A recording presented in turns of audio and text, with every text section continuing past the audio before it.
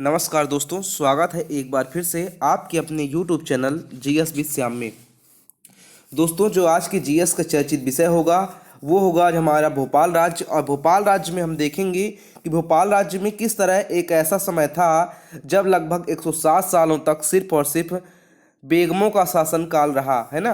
तो आज हम चर्चा करेंगे कि किस तरह 107 साल सिर्फ और सिर्फ बेगमों का शासनकाल रहा। आप देख रहे हैं ये ताजुल मस्जिद भोपाल की। अगर बात करें भोपाल की तो मैंने पहले ही बता दिया था कि एक मुगल सेनापति में एक अफगान सरदार हुआ करता था जिसका नाम था दोस्त मोहम्मद खान। और 18वीं सदी के प्रथम दशक में उसी ने भोपाल राज्य की स्थापना की थी। उसने रानी कमलापति जो रानी थी उनकी मदद की थी। तो इस संबंध में भी कह सकते हैं कि भोपाल तो उसको उपहार में मिल चुका था, है ना। फिर कैसे कैसे भोपाल में निजामों का प्रभुत्व होता रहा, संधियां होती रहीं, लेकिन 1819 के आसपास आते आते भोपाल में बेगमों का इतिहास प्रारंभ हुआ। अगर बेगमों की बात करें तो भोपाल में 4 बेगमों का शासनकाल रहा, जिनमें महारानी कुदसिया बेगम जो कि भोपाल की पहली बेगम थी। अगर बात की जाए तो इन्हें गौहर बेगम के नाम से भी जाना जाता है। यानी भोपाल की किस एक बेगम को गौहर बेगम के नाम से जाना जाता है तो वो है महारानी कुदसिया बेगम। तो कह सकते हैं कि भोपाल की ये प्रथम महिला शासिका थी, है ना। इन्होंने पर्दा प्रथा जो थी उसको त्याग कर शासन किया था, है ना। इनके निवास को गौहर महल कहा जाता था या उसे नजरबाग के नाम से भी जाना जाता था। और इन्होंने अगर इनकी ख्यात की बात करें तो ख्यात प्राप्त थी और इन्होंने जामा मस्जिद का भी निर्माण कार्य कराया था। आइए आपको एक एक करके एक छवि दिखाते हैं उन बेगमों की, फिर कहानी स्टार्ट करते हैं। ये है महारानी सिकंदर बेगम। महारानी सिकंदर जहां बेगम के नाम से जानी जाती हैं। 1844 से लेके 1868 तक का शासनकाल इनका रहा, है ना। ये कुदसिया बेगम की पुत्री सिकंदर जहां बेगम ने भी बुर्का को त्यागा था, है ना। और बात करें तो इनके देख ही रहे हैं ये मार्शल आर्ट में काफ़ी प्रशिक्षित थी, है ना। यानी इनको मार्शल आर्ट काफ़ी अच्छे से आता है ना। इन्होंने भी 1857 की क्रांतियों में अनेक लड़ाइयाँ लड़ी।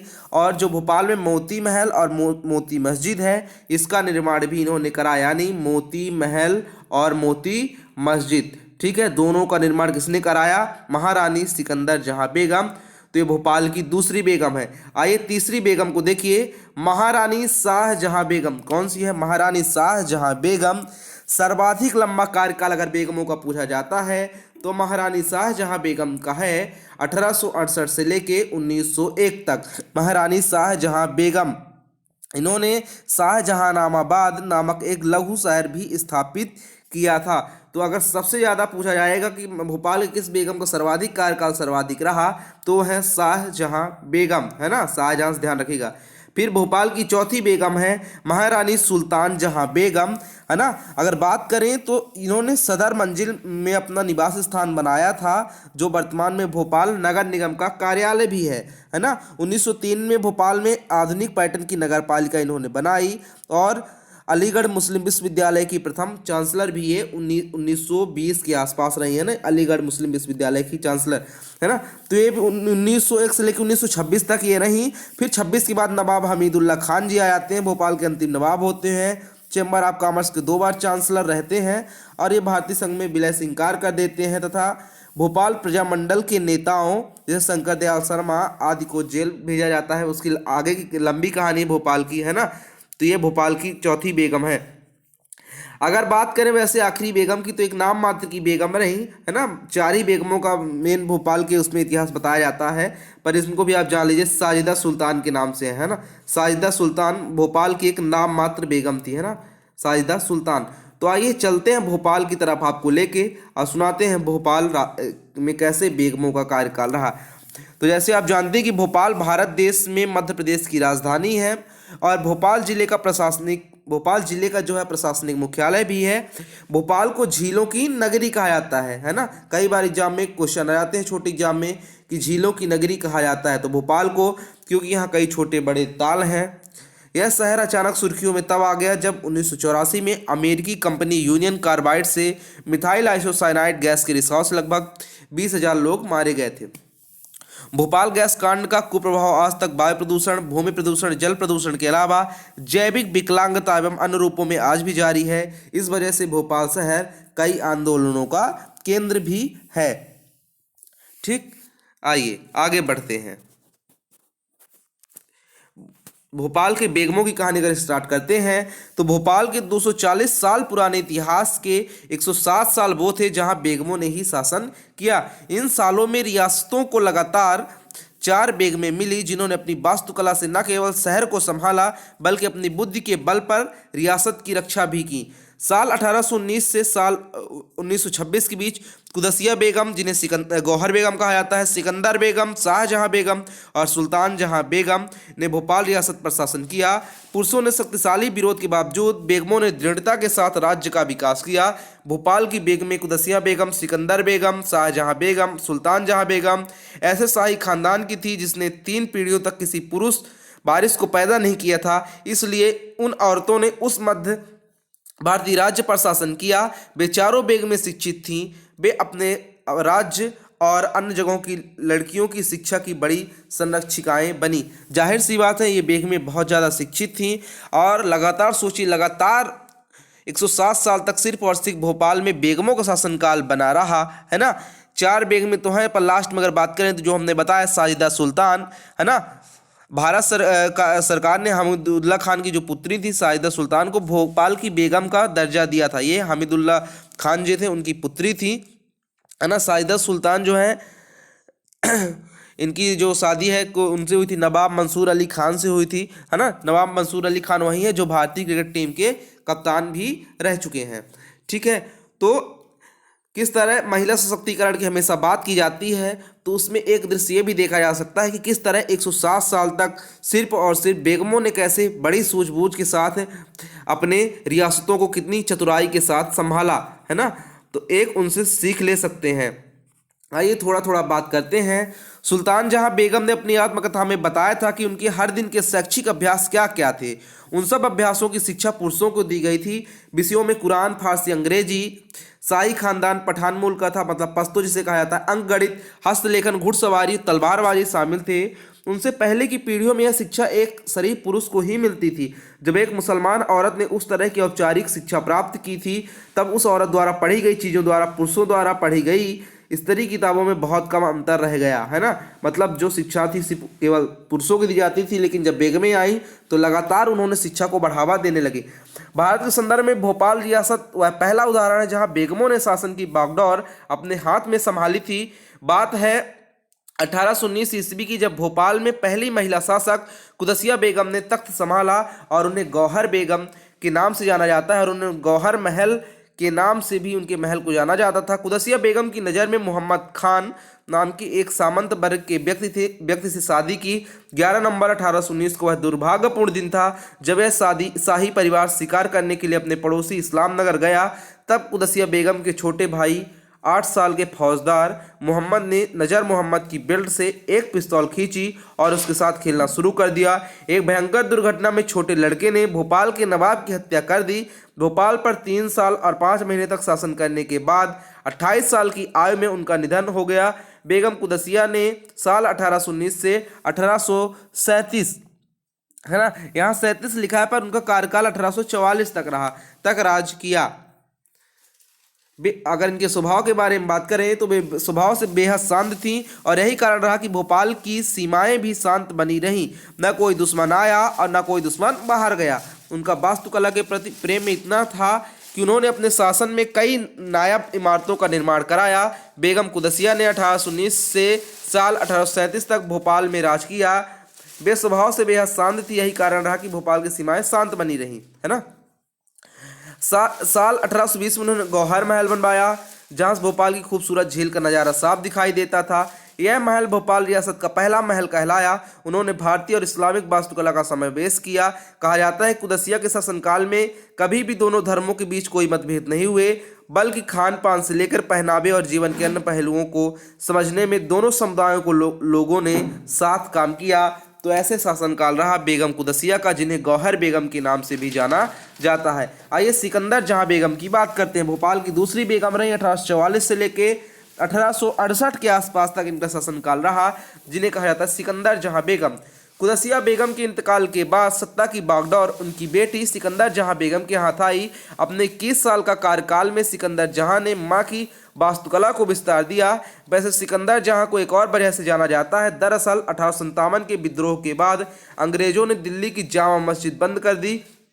ऐसे में केवल सिकंदर जहां ही थी जिन्होंने अंग्रेजों को दोबारा मस्जिद खोलने पर राजी किया और खुद सबसे पहले मस्जिद के आंगन की सफाई भी की। साल 1857 के विद्रोह के बाद अंग्रेजों ने भोपाल सहित कई रियासतों पर दोहरे नियंत्रण की प्रणाली लागू कर दी थी।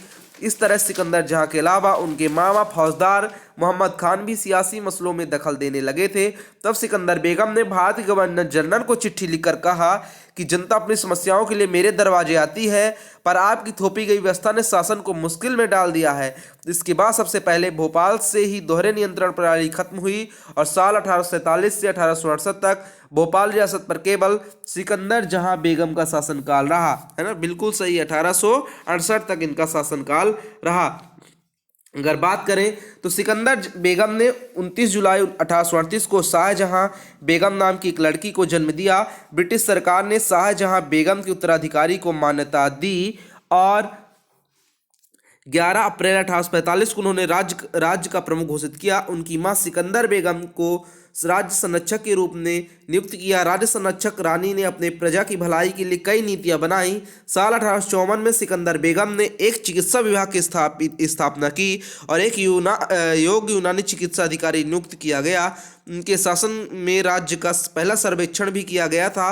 उनके शासनकाल के दौरान भारत के तत्कालीन वायसराय लॉर्ड कैनिंग ने भोपाल की बेगम की प्रशंसा करते हुए कहा कि राज्य जिसे हमारे विरोधियों द्वारा धमकी दी गई थी, आपने एक महिला होकर भी साहस, क्षमता और सफलता के साथ अपनी नीतियों से मार्गदर्शित किया। इस स्थिति में किसी भी राजनेता या सैनिक को सम्मान दिया जाता। ऐसी सेवाओं को सम्मानित हुए बिना नहीं रहना चाहिए। नवंबर 1861 में बेगम को इलाहाबाद में स्टार ऑफ इंडिया का सर्वोच्च दिया गया। तो ये रहा सिकंदर जहां बेगम के बारे में। आगे बढ़ते हैं। 16 जून 1901 को बेगम शाहजहां की मृत्यु हो गई। उनकी बेटी सुल्तान जहां बेगम, है ना, जब सिकंदर जहां बेगम की मृत्यु हो गई, बेगम शाहजहां की मृत्यु हुई, तो अब आएंगे सुल्तान जहां बेगम, जिनका जन्म 9 जुलाई 1858 को हुआ, ने विरासत ली। जब ताजमहल का नाम किया जाता है तो हमें आगरा में शाहजहां के बनाई नायब कला ही दिखाई देती है। भोपाल के दूसरे ताजमहल से शायद आज की पीढ़ी अनजान हो। इस ताजमहल को भोपाल की तीसरी महिला शासक और सिकंदर जहां बेगम की बेटी शाहजहां बेगम ने बनवाया था। साल 1861 से 1901 तक भोपाल की रियासत की बेगम रही, है ना। 1868 से 1901 तक, 61 लिखा है, 68 से 1901 तक भोपाल रियासत की बेगम रही। शाहजहां अपनी पुरखों की दी गई वास्तुकला को आगे बढ़ाया। साल 1905 में वेल्स की रॉयल महारानी राजकुमार और राजकुमारी के साथ उनकी भेंट हुई और उन्हें knight of commander order of सेल्वेरी से सम्मानित किया गया। बेगम सुल्तान जहां ने अपने बड़े बेटे नवाब मोहम्मद नसर उल्लाह खान के साथ राज्य का प्रशासन संचालित किया। बेगम सुल्तान जहां ने भारत में महिलाओं के उद्धार के लिए बहुत योगदान दिया। महिलाओं में स्वतंत्रता को बढ़ाने के लिए विधवाओं और निराश्रित महिलाओं के लिए 1905 में एक कला विद्यालय शुरू किया। तो ये थी शाहजहां बेगम, ठीक है। कभी कभी ताजमहल के बारे में पूछता है तो शाहजहां का नाम ध्यान रखिएगा आप। साल 1914 में अखिल भारतीय मुस्लिम महिला सम्मेलन की वह अध्यक्ष भी बनी। सुल्तान जहां बेगम ने अपने बेटे मोहम्मद हामिल उल्लाह खान को सिंहासन सौंप दिया। वे भोपाल के अंतिम शासक नवाब थे। बाद में 1956 में राज्य का मध्य प्रदेश में विलय हो गया। 12 मई 1930 को भोपाल के कसर सुल्तानी पैलेस में बेगम सुल्तान जहां का निधन हो गया। भोपाल राज्य के शासकों को महारानी नवाब बेगम की उपाधि से सम्मानित किया गया और उन्हें 19 तोपों की सलामी दी गई। बेगम सुल्तान जहां के बेटे हमीदुल्लाह खान के 3 बच्चे थे। उनकी दूसरी सबसे बड़ी बेटी साजिदा सुल्तान की शादी पटौदी परिवार के 8वें नवाब इफ्तियार खान अली से हुई। उनका एक बेटा मंसूर अली खान पटौदी प्रसिद्ध क्रिकेटर थे।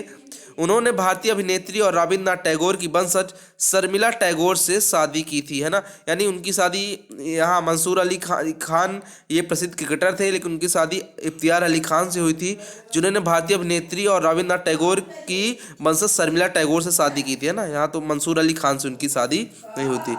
तो ये रहा भोपाल के बेगमों के बारे में इतिहास, है ना, कि शाहजहां बेगम आई, फिर लास्ट में जो कै खुसरो जहां बेगम का कार्यकाल रहा तो 1926 तक ही रहा। उन्होंने सदर मंजिल में अपना निवास स्थान बनवाया, जैसे कि मैंने बताया, जो भोपाल में वर्तमान में नगर निगम का कार्यालय था। 1903 में भोपाल में आधुनिक पर्यटन की नगर पालिका बनाई गई और वो अलीगढ़ विश्वविद्यालय की चांसलर भी रही। तो ये थोड़ा सा इतिहास रहा भोपाल की बेगमों का, जो 107 साल तक शासनकाल रहा। इसलिए भोपाल के दृष्टिकोण से ये बनता है कि आपके सामने इनका भी जिक्र हो, आप इनको भी जाने, है ना। फिर भोपाल का जब भारत में विलय हो जाता है, किस तरह पहले मांग उठती है और जो नवाब हमीदुल्ला खान रहते हैं वो नहीं मानते हैं, फिर वहाँ किसी न किसी तरह वहाँ उनको विलय कराया जाता है। तो वो आगे कहानी है, जब मध्य प्रदेश की इतिहास की कहानियाँ वहाँ बताएंगे आपको। लेकिन ये रहा बेगमों के इतिहास से संबंधित जो भी चीज़ें थी, आपको छोटी बहुत चीज़ें आपको इतिहास संबंधित बता दी गई हैं। तो आज के हमारे चर्चित विषय जीएस विश्याम में रहा भोपाल की बेगमों का इतिहास। तो अगर आपको हमारा चैनल जीएस विश्याम पसंद आ रहा है तो बहुत बहुत धन्यवाद आपका। हमारे चैनल को सब्सक्राइब जरूर करें और अपना प्यार इसी तरह बनाए रखें। Thank you so much. हमारा वीडियो देखने के लिए बहुत बहुत धन्यवाद।